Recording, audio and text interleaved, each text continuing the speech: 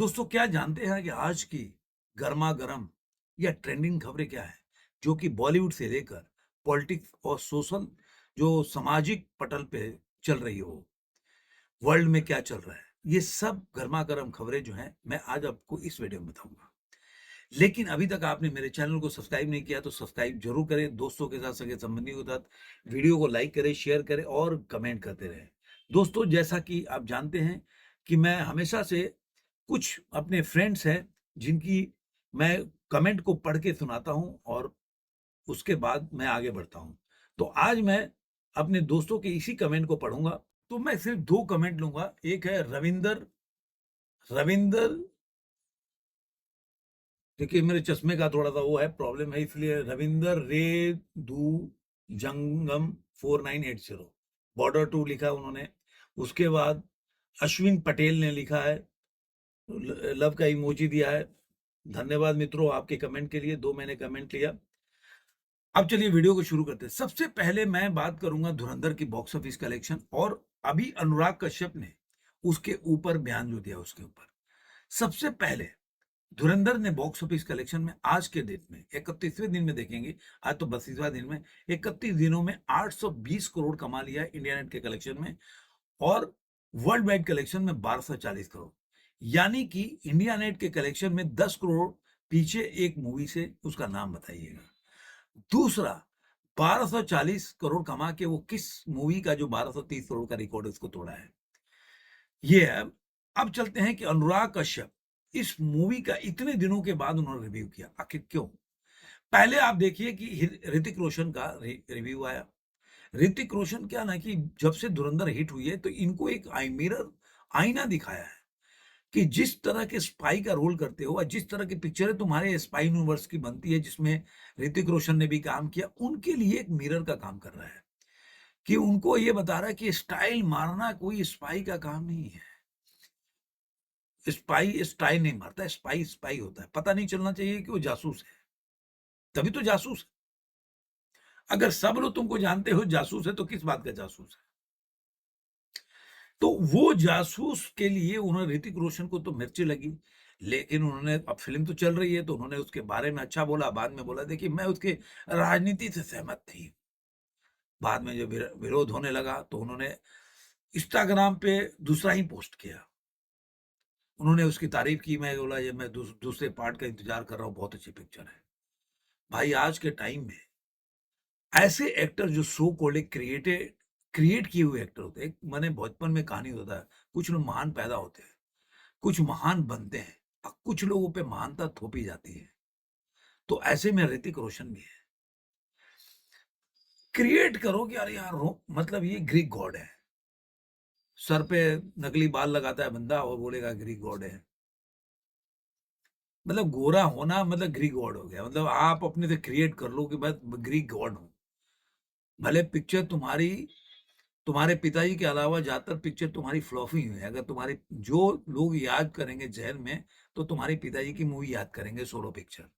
उसके अलावा कोई ज़्यादा पिक्चर तुम्हारी यादगार पिक्चरें नहीं है। और या तो जो एक क्रिएट किया हुआ जो आपने देखा क्लास 30 ऐसे पिक्चर, क्या नाम था पिक्चर का जो बिहार के उसके उस पे बना था वो, नाम एकदम फंबल कर गया मैं। तो वो बताइएगा आप लोग। तो कहने का मतलब है कि वो बंदे ने बोला था। अब अनुराग कश्यप ने बोला है इसके बारे में।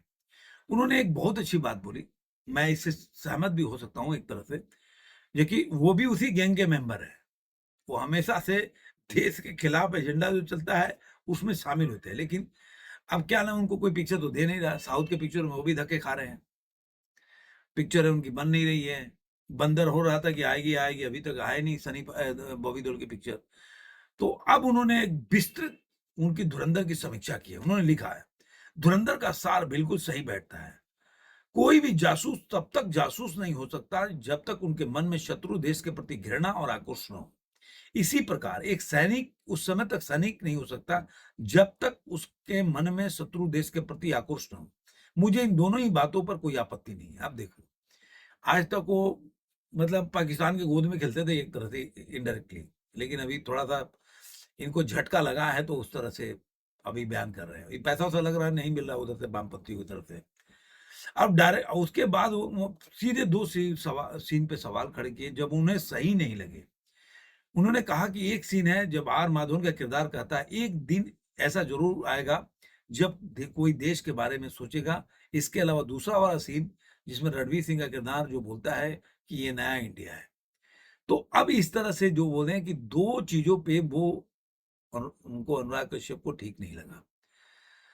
इसके बाद दूसरा खबर है वो आप जानते हैं कि जया बच्चन जो हैं, मैं बोलता तो एक बंदा बोला जया बच्चन ने बहुत हिट पिक्चर दी है। भाई कितने पिक्चर हिट दी है आपने 16।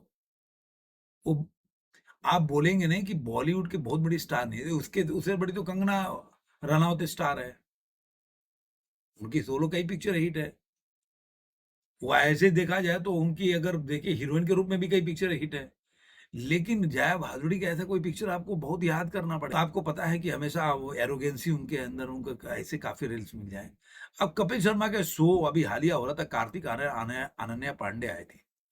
तो उस दौरान में जो सुनील ग्रोवर ने उन्होंने आमिर खान के किरदार में एंट्री लिया और परफॉर्मेंस के सेट वाले पे पहुँच गए, वहाँ पे जहाँ परफॉर्मेंस करते हैं और जो पेपैरज़ी खड़े थे, पेप्स खड़े थे, उसको पोज़ देते हुए उन्होंने बोला कि कपड़े अच्छे पहने हुए हैं तुमने, पैंट अच्छी है आज। मतलब आप जानते हैं कि जया बच्चन ने इस पे कमेंट किया था पैंट अच्छी वाली पे। तो उसके से लोग जोड़ के देख रहे हैं इसको ऐसा। इसके बाद जो नेक्स्ट खबर है, वो है जो कोहली हैं उनके ऊपर। आप जानते हैं कि कोहली जो हैं एक बहुत बड़े ब्रांड हैं, काफ़ी अगर कई देखो कई लोग बोलते हैं कि काफ़ी बिज़नेस माइंडेड आदमी हैं और पैसा के पीछे भागते हैं। पैसा वो मतलब वो भागते हैं या पैसा उनके पीछे भागते हैं। दोनों एक ही चीज़ है क्योंकि पैसा तो उनके पीछे भागती है, चाहे वो पैसा को पकड़ लेते होंगे, ऐसा हो सकता है। अब टाइम्स ऑफ इंडिया के जो रितेश अग्रवाल है, उन्होंने टाइम्स ऑफ इंडिया के रिपोर्ट के अनुसार कि 2025 में प्यूमा के ब्रांड एम्बेसडर के तौर पर उनको 110 करोड़ रुपए का करार मिला था। 8 साल का कॉन्ट्रैक्ट था। जब इस डील को बाद में जब उसको रिन्यू करना था उन्होंने मना कर दिया। उसके बाद जर्मन ब्रांड ने 8 साल के लिए वो 300 करोड़ की पेशकश की थी। इसके बाद जो एजी लैटस स्पोर्ट ने 18 को अपने अधीन कर लिया, विराट कोहली से बतौर निवेशक जुट गया। अब बता दूं कि एजिलिटास जो है स्पोर्ट्स जो है 40 करोड़ रुपए का निवेश भी किया। पहले मैं आपको बता दूं ये कंपनी अभिषेक गांगुली द्वारा स्थापित की गई जो पहले प्यूमा इंडिया और साउथ ईस्ट एशिया के मैनेजिंग डायरेक्टर हुआ करते थे और अब वो इसमें पूरी तरह से 40% का शेयर करके और आज के समय वैल्यू है उसका 2058 करोड़ के आसपास। तो कहने का मतलब है कि जो आदमी को पैसा कई बार लोग पैसा कमाते हैं, कई लोग पैसा उसके पीछे भागती है, तो ये कारण है। अब आज के दिन में देखेंगे तो पॉलिटिक्स जगत से देखेंगे तो 2 खबरें हैं। एक तो जो कविता है बीआरएस की जो आप जानते हैं पूर्व सीएम की जो उन्होंने बीआरएस पार्टी को छोड़ दिया, उन्होंने बड़े-बड़े आरोप लगाए उनके ऊपर कि उनको परेशान किया जा रहा है। उन्होंने भावभीनी जो विदाई भाषण दिया उसमें उन्होंने बोला कि किस तरह से उनको आप जानते हैं कथित जो शराब घोटाला था उनमें उनका नाम भी आया था, तो उन्होंने बोला कि पूरी पार्टी उनके पिता की पार्टी जो है भ्रष्ट हो चुकी है। इस तरह का ब्लेम लगा के उन्होंने पार्टी से अब निकाला गया कि पार्टी नहीं छोड़ दिया, वो छोड़ दीजिए। तो ये घटना हो गई। उसके बाद जो दिल्ली का जो दंगा हुआ था, उसमें शर्जील अमाम और जो उमर खालिद को जेल हुई थी, तो उसके जमानत की याचिका पे सुप्रीम कोर्ट में सुनवाई चल रहा है। तो आज के दिन में 5 तारीख को आज उनकी जमानत है, जजमेंटल सुनवाई था। तो उसमें अब क्या हुआ कि जो दिल्ली पुलिस की तरफ से सॉलिसिटर जनरल तुषार मेहता और एडिशनल सॉलिसिटर जनरल जो है एसवी राजू जीरा कर रहे थे और उधर से कपिल सिब्बल, अभिषेक मनु सिंघवी, सिद्धार्थ दवे, सलमान खुर्शीद और सिद्धार्थ लूथरा कर रहे थे। लेकिन यहाँ पे सुप्रीम कोर्ट ने इस जो जमानत याचिका को खारिज कर दिया। केवल 5 लोगों को उन्होंने बेल दिया। गुलफिशा फातिमा, मिरान हैदर, शिफा उर रहमान, मोहम्मद सलीम खान, शादाब अहमद को उन्होंने बेल दे दिया। दिल्ली में दंगा हुआ 23 फरवरी को 2020 को रात को हुआ था। उसमें इनको आरोपी बनाया गया था और इसमें आपको बता दूं कि करीब-करीब आप देखेंगे तो इसमें 53 लोग की जान चली गई थी, 700 लोग से अधिक लोग घायल हो गए थे और जो मामला गैर कानूनी सभा होता 695 का मामला दर्ज हुआ था और इंडियन एक्सप्रेस की रिपोर्ट की मान ले तो 85 मामलों को देखा, जिसमें से 68 में बरी और 16 में सजा हुई है। माने कि जितने 85 के मामले था उसमें से केवल 68 लोग बरी हुए, कम से कम 16 आदमी जो है उनको सजा हुई। 47 लोगों को दोषी ठहराया गया जबकि 183 को बरी किया है। ये 695 मामले में। तो अब 1738 लोग जमानत पे हैं जबकि 108 लोग जेल में हैं अभी भी। तो उन पे सुनवाई चल रहा है, अब ये है। अब इसके आगे आता है नेहा सिंह राठौर को, आप जानते ही होंगे नेहा सिंह राठौर जो है, ये लोग वैसे लोग हैं जो क्या बोले पहले रील्स वगैरह बनाते थे, उसके बाद रील्स बनाते-बनाते इनका वीडियो आजकल रील जो रीलर होते हैं किस तरह से भी इनको वीडियो वायरल होता है, आपको पता ही है तरह-तरह के रील बनाते हैं। तो नेहा सिंह राठौर जो हैं अब आपको और किस तरह से कांग्रेस के आप आर्टिक सेल का भी देखेंगे तो उसमें इनकी उपस्थिति मिल जाएगी। अब क्या हुआ कि इनके ऊपर केस हो गया। ये मामला है 2025 में जब पहलगाम अटैक को लेकर नेहा सिंह के सोशल मीडिया हैंडल पर ट्विटर पर आपत्तिजनक पोस्ट हुए थे। तो राष्ट्रीय अखंडता पर क्या और के ऊपर जो बात हुई उस पे प्रभाव डालने की वजह से उनके ऊपर उन्होंने वीडियो भी शेयर किया था, तो जिससे कि देश की सौहार्द बिगड़ जाए। तो इनके ऊपर एक नोटिस भेजा गया और पुलिस के केस किया गया था जहाँ से नोटिस भेजा गया। तो पहले नोटिस में वो पहुँची नहीं और उन्होंने बोल दिया कि मतलब लखनऊ पुलिस के पास जो हज़रतगंज में उन पे ऐसा एफआईआर किया गया था और उन्होंने शेयर किया कि मेरी तबीयत ठीक नहीं है इसलिए मैं नहीं आ पाई और इसके बाद में दूसरी नोटिस पे हो गई लेकिन पुलिस का कहना था कि चूँकि न नाइट में किसी को अरेस्ट या कोई बातचीत नहीं करते जब तक कि लेडी पुलिस नहीं होती, कांस्टेबल नहीं होती। अब नेहा सिंह राठौर से जब इसके पूछा गया तो नहीं, अभी अभी सूर्यास्त हो चुका है, तो मेरा बयान नहीं दर्ज किया गया, क्योंकि रात हो गई थी। तो उनसे पूछा गया कि काफ़ी देर बैठाया गया इस पर, उन्होंने कहा कि पुलिस ने बताया कि जब भी सूर्य उदय होगा, दिन के समय में किसी भी महिला का बयान दर्ज किया जा सकता है। तो मैं देखती हूँ, आऊँगी, मैं अपना बयान दर्ज कराऊँगी। अब उसके बाद जिस तरह से पहलगाम अटैक पे बात हुआ, उस तरह की बातें उनके पति भी उनके साथ गए हुए थे। जो पति हिमांशु है, वो भी पहुँचे थे। जो गायिका का हस्बैंड है, नहीं उन्होंने जब पूछा गया क्या अरेस्ट हुए क्या? तो उन्होंने बोला नहीं अरेस्टिंग नहीं हुए हैं, हम लोग अपनी मर्ज़ी से आए हैं। जबकि आप देखेंगे सोशल मीडिया पे कांग्रेसी और कुछ वामपंथी चला रहे थे। अरे यार! एक एक लेडी गायिका से डर गई सरकार। जो वो बंदा बोल रहा है कि मैं खुद से आया। सोचिए, उसको नोटिस दिया था उससे वो खुद के आया। मतलब कितने झूठे होते थे क्या ही बोलूँ। हमें दूसरा नोटिस आज मिला, पहले नोटिस के समय मैं स्वस्थ नहीं थी, तो आज ये नोटिस मिला तो मैं तुरंत तुरंत चली आई क्योंकि इनकी तबीयत ठीक थी आज। हम लोग यहाँ एसएचओ साहब का इंतज़ार कर रहे हैं, दरअसल विवेचक है, जाँच में जो भी सहयोग होगा नेहा करेगी, हम लोग यहाँ मौजूद हैं। और बाद में खबरें आ रही कि क्या नेहा फरार थी? लोगों ने पूछा तो बोले कि नहीं वो फरार नहीं थी, अपने घर पे थी क्योंकि उनकी तबीयत ठीक नहीं थी। तो आप सोचिए कि किस तरह के ये लोग जो है कि किस तरह की बातें ये लोग करते रहते हैं, क्या अभी आप समझ सकते हैं कि क्या बात है, कि कितना झूठ बोलते हैं कि मतलब ये डर गई, पुलिस बुलाई, पुलिस पकड़ के रात को लेके गई, ये सब कहानी है। अब आते हैं, आपको जो पता है कि वेनेजुएला जो है, वेनेजुएला के जो राष्ट्रपति हैं निकोलस मकाऊ सॉरी मादुरो, उनको उनके साथ क्या हुआ, अमेरिकी सैनिक गए वहाँ पे और उनको उठा के लेके गए, अमेरिका में लेके गए। अब आप क्या जानते हैं कि निकोलस मादुरो क्या थे? वो एक पहले टेम्पो चलाते थे और मैं बता दूं कि उनका जन्म जो है ना 1962 में एक मजदूर मजदूर परिवार में हुआ था। ट्रेड यूनियन के नेता थे उनके पिताजी। उनके गुरु जो थे सावेज थे। 1986 में मतलब वो क्यूबा चले गए थे। उसके बाद जल्दी वो जो 1990 में है उनको गिरफ्तार कर लिया गया क्योंकि क्यूबा से घनिष्ठ संबंध होने से और सरकार के खिलाफ एक षड्यंत्र करने की वजह से बाद में उन्होंने मतलब वो बस चलाने लगे और जब 1990 में इनके साथ एक घटना घटी, तो उसके बाद वो बस चलाने लगे। 1992 में वो उन्होंने छोड़ दिया, उसके बाद वो तख्ता पलट का नेतृत्व किया, जो कि सावेज के नेतृत्व में किया, सावेज इनके गुरु थे और 1998 में वेनेजुएला के राष्ट्रपति बने सावेज, मतलब ये तख्ता पलट करने के बाद। अब उसके बाद 2013 में उनकी मृत्यु हो गई सावेज की, तो उसके मृत्यु के बाद 2013 में ये राष्ट्रपति बने। तो आप सोचिए कि एक व्यक्ति जो था, पहले देश का मैं बस चलाता था, आज वो उस देश का राष्ट्रपति हो गया। अब जो उनके चीज़ें उनके बारे में जो बोलना हो या जो घटनाएँ चली वो तो आपको पता है, तो मैं थोड़ा-सा अलग चीज़ें आपको बताया। इसके बाद एक सनी पाजी को लेकर एक खबर है, जो हेमा मालिनी का अभी आपने टाइम्स ऑफ इंडिया बोल लीजिए और टाइम्स नाउ, दोनों में एक इंटरव्यू है, जिसमें उन्होंने अपनी बहुत दिनों के बाद चुप्पी तोड़ी और उन्होंने कई बातों पे खुलासा किया, जो कि सबके ज़हन में था, जो मेरा हो, आपका हो, किसी के ज़हन में हो, कि भाई दोनों फैमिली में धर्म पाजी की दोनों फैमिली थी, दोनों दोनों वाइफ़्स थी, उनमें आपस में दोनों फैमिलियों में नहीं बन रही थी। चाहे वो प्रेयर मीट का लो हो या धर्मपाल जी का जो अंतरिम विदाई हो उसमें हो, उसमें दोनों लोग अलग-थलग दिखे।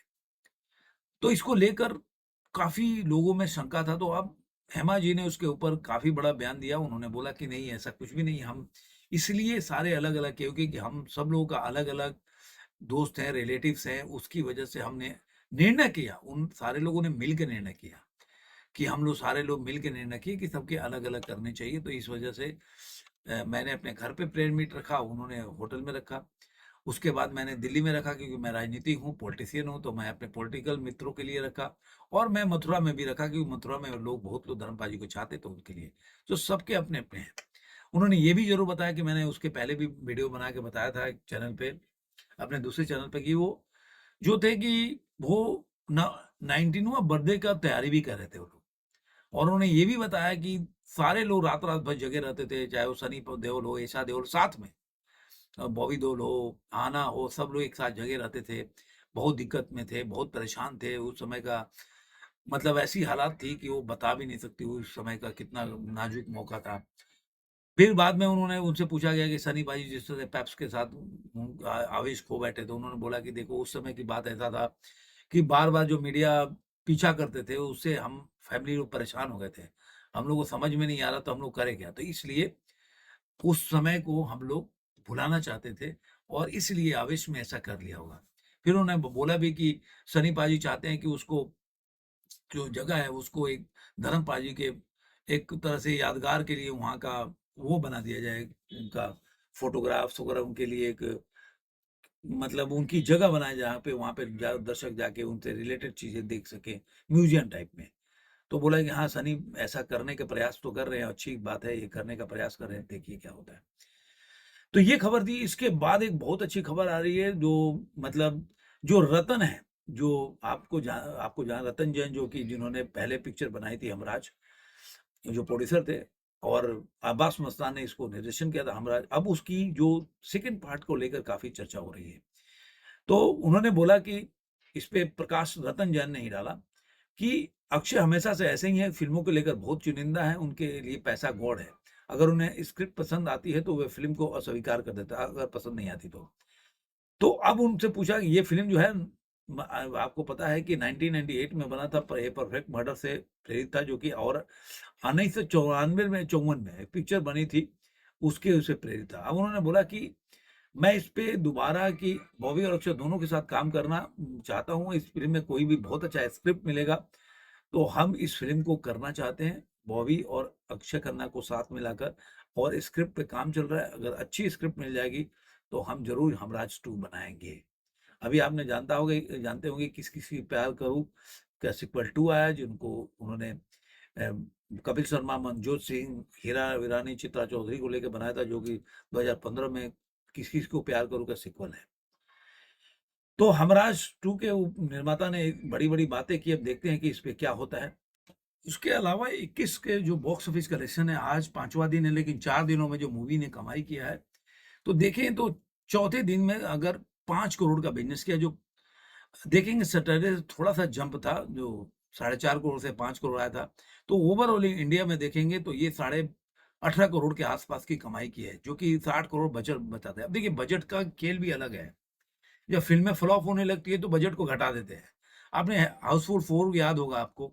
हाउसफुल 4 का बजट था पहले बताया था कि 350 करोड़ की बजट है। जब पिक्चर फ्लॉप होने लगी तो 250 पे लाए बाद में 200 करोड़ 225 करोड़ पे लाके अटका दिए। तो ये अपना स्ट्रैटेजी होता है जब पिक्चरें फ्लॉप होने लगती है ना तो बजट को ऐसे ही करते हैं। अभी आपने देखा होगा अभी ये पिक्चर है तू मेरा मैं तेरी मैं तेरा इसका बजट भी 125 करोड़ था। बाद में उसको कम करते-करते वो 90 करोड़ पे लेके आए। जब फ़िल्में चलने नहीं लगती है ना, तो पिक्चर ऐसे ही है, जो पिक्चर है वो पहले आपको 90 करोड़ बताया, अब 60 करोड़ का बजट बताया जा रहा है कि 60 करोड़ का बजट था। तो 60 करोड़ के बजट में भी ये डिज़ास्टर हो गई मूवी, ऐसा मेरा मानना है। क्योंकि देखिए, आपको फ़िल्म बनाओ तो आप आज़ादी पे पिक्चर बना रहे हो, भारत के 1971 के युद्ध पे बना रहे हो, जो एक बहुत बड़ा सब्जेक्ट है।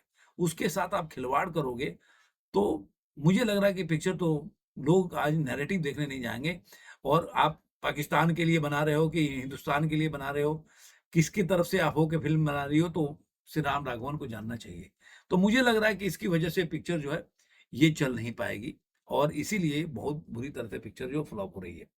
इसका अब एक और चीज़ है कि आप जानते हैं कि जो एक सिमी गरवाले रणवीर सिंह, आयुष्मान खुराना ने किया था कास्टिंग काउच का सामना।